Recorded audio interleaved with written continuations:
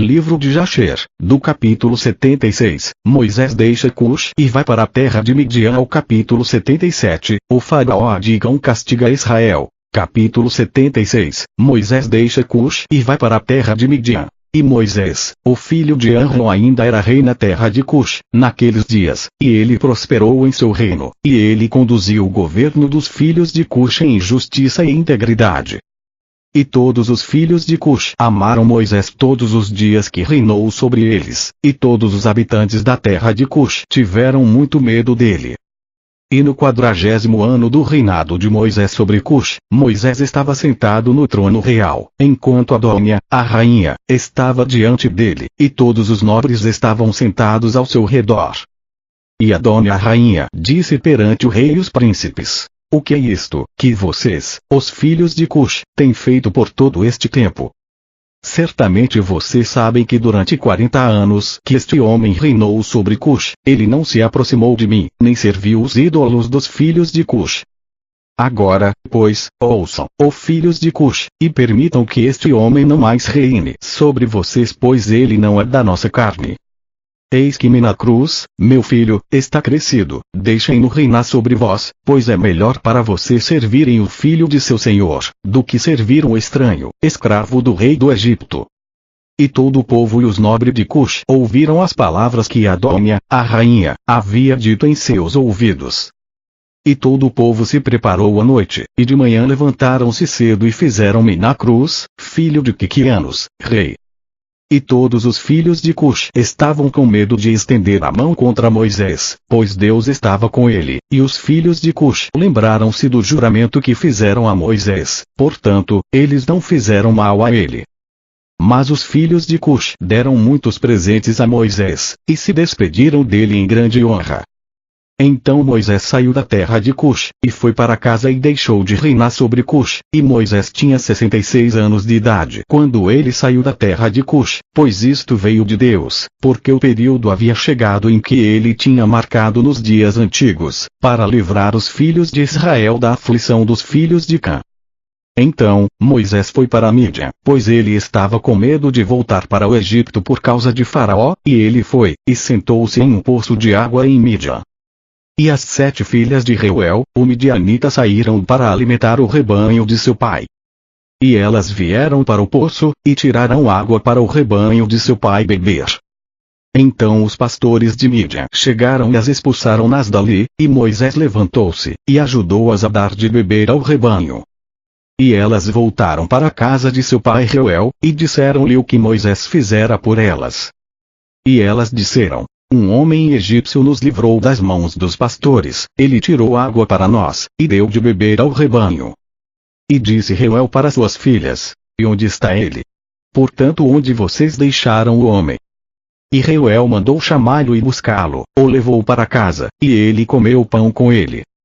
E Moisés contou a Reuel que ele havia fugido do Egito, e que reinou 40 anos em Cush, e que depois tomaram o governo dele, e tinham mandado ir em paz, em honra, e com presentes. E quando Reuel ouviu as palavras de Moisés, Reuel disse dentro de si mesmo: vou colocar esse homem no cárcere, em que vou conciliar os filhos de Cush, pois ele fugiu deles. E eles tomaram-no e colocaram-no na prisão, e Moisés ficou na prisão 10 anos, e enquanto Moisés estava no cárcere, Zípora, filha de Reuel, teve piedade dele, e alimentou-o com pão e água o tempo todo. E todos os filhos de Israel estavam ainda na terra do Egito, servindo os egípcios em todo tipo de trabalho duro, e a mão do Egito continuou em severidade sobre os filhos de Israel naqueles dias. Naquele tempo Deus feriu Faraó, rei do Egito, e ele o afligiu com a praga da lepra, desde a planta do pé até o alto da cabeça, e devido ao tratamento cruel aos filhos de Israel, esta praga na época veio de Deus sobre Faraó. Porque Deus ouviu o clamor do povo de Israel, e seu clamor chegou a ele, devido ao seu trabalho duro. Ainda assim a sua ira não se desviou deles, e a mão de Faraó ainda estava estendida contra os filhos de Israel, e Faraó endureceu o pescoço diante de Deus, e ele aumentou o jugo sobre os filhos de Israel, e amargurou suas vidas com toda sorte de trabalho duro. E quando Deus afligiu a praga sobre Faraó, rei do Egito, ele pediu a seus sábios e feiticeiros para curá-lo. E seus sábios feiticeiros disseram-lhe que, se sangue de crianças fosse colocado nas feridas, ele seria curado. E Faraó enviou seus ministros a Goshen, aos filhos de Israel, para levar seus filhos pequenos. Os ministros tomaram as crianças dos filhos de Israel do seio de suas mães à força, e levaram ao Faraó, e os médicos as matavam uma criança a cada dia, e aplicavam seu sangue na praga. Assim eles fizeram todos os dias. E o número de crianças que Faraó matou foi 365. Mas Deus não atentou aos médicos do rei do Egito, e a praga continuou aumentando poderosamente. E Faraó estava já afligido por 10 anos com essa praga, e ainda o coração de Faraó ficou mais endurecido contra os filhos de Israel. E no final de 10 anos, Deus continuou a afligir Faraó com pragas destrutivas. E Deus o feriu com um tumor, e uma doença no estômago, e aquela praga virou uma grave febre.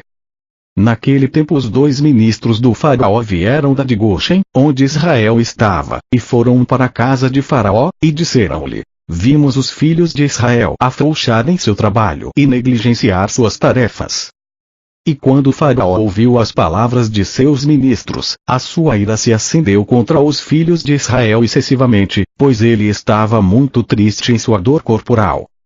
E ele respondeu e disse: Agora que os filhos de Israel sabem que estou doente, eles se viram e zombam de nós. Agora, portanto, em minha carruagem, me levem a Goshen e irei ver a zombaria dos filhos de Israel com as quais estão ridicularizando-me. Então os seus servos arrumaram a sua carruagem para ele. E o pegaram, e o fizeram montar em cima de um cavalo, pois ele não era capaz de andar por si mesmo. E ele levou consigo 10 cavaleiros e 10 homens de pé, e foi para os filhos de Israel até Goshen. E, quando chegaram à fronteira do Egito, o cavalo do rei passou por um estreito lugar, e levado na parte aberta da vinha, cercada dos 2 lados, a baixa planície estando do outro lado. E os cavalos correram rapidamente naquele lugar, e pressionaram um ao outro, e os outros cavalos pressionaram o cavalo do rei. E o cavalo do rei caiu na planície baixa, e o rei estava andando sobre ele, e quando ele caiu a carruagem caiu sobre a face do rei, e o cavalo estava sobre o rei, e o rei chorou, pois a sua carne estava muito dolorida. E a carne do rei foi rasgada, e seus ossos foram quebrados, e ele não podia andar, pois isto veio de Deus a ele, pois Deus tinha ouvido os clamores de seu povo, os filhos de Israel e sua aflição. E seus servos o levaram aos ombros, um pouco de cada vez, e eles o trouxeram de volta ao Egito, e os cavaleiros que estavam com ele vieram também de volta ao Egito. E o puseram na sua cama, e o rei sabia que seu fim chegava e sua morte, por isso a Paranite, a rainha sua esposa, chegou e chorou diante do rei, e o rei chorou um grande lamento com ela. E todos os seus nobres e servos vieram naquele dia, e viram o rei nessa aflição, e choraram um grande lamento com ele. E os príncipes do rei e todos os seus conselheiros aconselharam o rei a fazer um reinar em seu lugar na terra, a quem ele pudesse escolher entre seus filhos. E o rei tinha 3 filhos e 2 filhas que a Paranite, a rainha sua esposa, deu à luz para ele, além dos filhos das concubinas do rei. E estes são os seus nomes: Otri, o primogênito, Adicam, o segundo, e o terceiro Morion, e suas irmãs, o nome da mais velha Bate e a outra Acusi. E Otri, o primogênito do rei, era um idiota precipitado, e apressou-se em suas palavras. Mas Adicam era um homem astuto e sábio, e conhecido em toda a sabedoria do Egito, mas de aspecto inadequado, grosso na carne, e muito pequeno em estatura. Sua altura era de um côvado. E quando o rei viu Adicam, seu filho, inteligente e sábio em todas as coisas, o rei resolveu que ele deveria ser rei em seu lugar após a sua morte.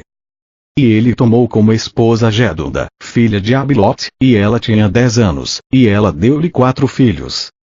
E mais tarde, ele tomou 3 esposas e gerou 8 filhos, e 3 filhas. E o transtorno muito prevaleceu sobre o rei, e sua carne cheirava mal como a carne de um carcaça lançada sobre o campo em tempo de verão, durante o calor do sol. E quando o rei viu que sua doença tinha fortalecido-se sobre ele, ordenou que seu filho Adicam fosse levado a ele, e eles o fizeram rei sobre a terra em seu lugar. E, no final de 3 anos, o rei morreu, em vergonha, desgraça, e desgosto, e seus servos o levaram, e o sepultaram no sepulcro dos reis do Egito, em Zoan-Mitzraim. Mas eles não o embalsamaram como era habitual, com os reis, pois sua carne estava podre, e eles não puderam aproximar-se para embalsamá-lo por conta do mau cheiro, assim, o sepultaram com pressa. Pois este mal veio de Deus, pois tinha-lhe pago mal com o mal, pelo que ele havia feito a Israel. E ele morreu com terror e com vergonha, e seu filho Adicão reinou em seu lugar.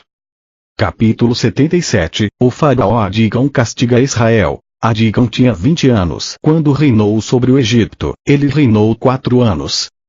No ano 206 da ida de Israel ao Egito, reinava Adicão sobre o Egito, mas ele não continuou por muito tempo no seu reinado sobre o Egito, como foram seus pais em seus reinados. Pois Melol seu pai, reinou 94 anos, mas ele ficou 10 anos doente e morreu, pois ele tinha sido ímpio perante Deus. E os egípcios chamaram Adicão, de Faraó, como o nome de seus pais, como era seu costume fazer no Egito. E todos os sábios de Faraó chamaram o nome de Adicão, Aús, porque os menores em tamanho são chamados, Aús, na língua egípcia. E Adicão era extremamente feio, e ele tinha um covado e um palmo, e ele tinha uma grande barba que chegava até as solas dos seus pés. E Faraó estava assentado sobre o trono de seu pai para reinar sobre o Egito, e ele conduziu o governo com sua sabedoria. E enquanto ele reinou excedeu seu pai e todos os reis precedentes na maldade, e ele aumentou o jugo sobre os filhos de Israel. Ele foi com os seus servos a Goshen aos filhos de Israel, e ele reforçou o trabalho sobre eles, e disse-lhes: completem o seu trabalho, a tarefa de cada dia, e não afrouxem as mãos do nosso trabalho de hoje em diante como vocês fizeram nos dias do meu pai. E ele colocou seus oficiais sobre eles, entre os filhos de Israel, e sobre esses oficiais, ele colocou mestres de tarefas entre os seus servos. E ele colocou sobre eles uma medida de tijolos para que façam de acordo com esse número, dia a dia, e ele retornou ao Egito. Naquele tempo os mestres de tarefa de Faraó ordenaram aos oficiais dos filhos de Israel de acordo com o comando do Faraó, dizendo: assim diz Faraó, faça o seu trabalho a cada dia, e termine a sua tarefa, e observe a medida diária de tijolos. Não diminuam em nada. E se acontecer de vocês baixarem a medida diária de tijolos, vou colocar as suas crianças em seu lugar. E os capatazes do Egito fizeram naqueles dias como Faraó lhes ordenou.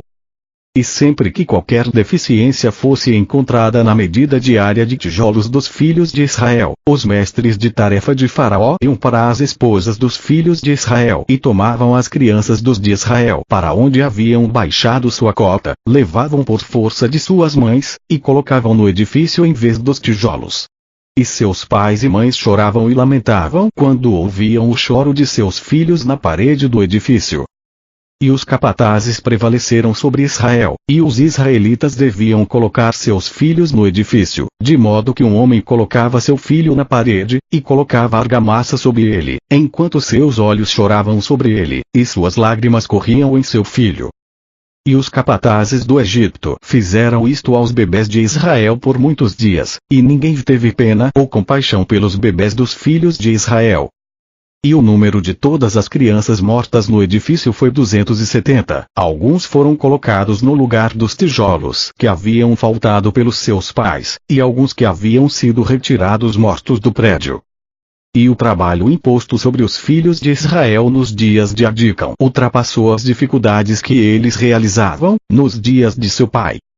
E os filhos de Israel suspiraram a cada dia por conta de seu trabalho pesado, pois diziam entre si: eis que quando o Faraó morrer, seu filho se levantará e aliviará o nosso trabalho. Mas eles aumentaram o último trabalho mais do que o anterior, e os filhos de Israel suspiraram por isso, e seu clamor subiu a Deus por conta de seu trabalho. E Deus ouviu a voz dos filhos de Israel e seu clamor naqueles dias, e Deus lembrou-se da aliança que fizera com Abraão, Isaque e Jacó.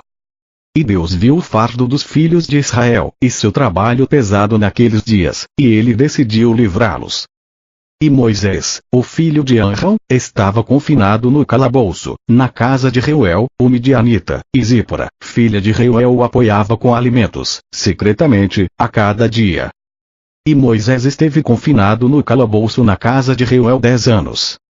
E no final de 10 anos, que foi o primeiro ano do reinado do faraó no Egito, no lugar de seu pai, Zípora disse a Reuel seu pai: ninguém pergunta ou procura a respeito do homem hebreu, que tu colocaste na prisão há 10 anos. Agora, pois, se parece bem aos teus olhos, vamos e vejamos se ele está vivo ou morto. Mas seu pai não sabia que ela tinha apoiado ele. E Reuel seu pai, respondendo, disse-lhe: como algo assim aconteceu, que um homem possa ser colocado em uma prisão sem comida por 10 anos, e que sobreviva? E Zípora respondeu seu pai, dizendo: certamente ouviste que o Deus dos hebreus é grande e terrível, e faz maravilhas para eles em todos os momentos. Foi ele que livrou Abraão de Ur dos caldeus, e Isaque da espada de seu pai, e Jacó do mensageiro de Deus, que lutou com ele no vale do Jabuque. Também com este homem tem feito muitas coisas. Ele livrou do rio no Egito e da espada de Faraó, e dos filhos de Cush. Assim também ele pode livrá-lo da fome e fazê-lo viver. E isto pareceu bom aos olhos de Reuel, e ele fez conforme a palavra de sua filha, e foi para o calabouço para apurar o que aconteceu com Moisés. E ele viu, e eis que o homem Moisés estava vivendo no calabouço, de pé, louvando e orando ao Deus de seus antepassados. E Reuel ordenou que Moisés fosse levado para fora da masmorra, e que ele fosse barbeado, e mudou suas vestes de prisão e comeu pão. E depois Moisés entrou no jardim de Reuel, que ficava atrás da casa, e ele ali orou ao Senhor, seu Deus, que havia feito poderosas maravilhas a ele. E foi que, enquanto ele orava, ele olhou em frente, e eis que uma vara de safira estava colocada no chão, que estava plantada no meio do jardim. E ele se aproximou da vara e olhou, e eis que o nome de Yaulintzavuial estava gravado nela, escrito em cima da vara. E ele leu, e estendeu a sua mão, e ele arrancou-a como uma árvore da floresta, e a vara estava em sua mão. E esta é a vara com que todas as obras do nosso Deus foram realizadas, depois de ter criado o céu e a terra, e todo o exército deles, mares, rios e todos os seus peixes. E quando Deus tinha conduzido Adão, do jardim do Éden, ele tomou a vara na mão e lavrou a terra de que fora tomado. E a vara foi para Noé, e foi dada a Shem, e seus descendentes, até que veio ao lado de Abraão, o hebreu. E Abraão, deu tudo o que tinha a seu filho Isaque, ele também deu a ele esta vara. E, quando Jacó, fugiu para Padã-Arã, tomou-a em sua mão, e quando ele voltou a seu pai, ele não a tinha deixado para trás de si. Além disso, quando ele desceu para Mitzraim, Egito, tomou-a em sua mão, e deu a José, uma parcela sobre seus irmãos, pois Jacó, tinha tomado a força de seu irmão Esaú. E depois da morte de José, os nobres de Mitzraim, Egito, entraram na casa de José, e a vara veio para a mão de Reuel, o midianita, e quando ele saiu de Mitzraim, Egito, tomou-a na mão e plantou no seu jardim.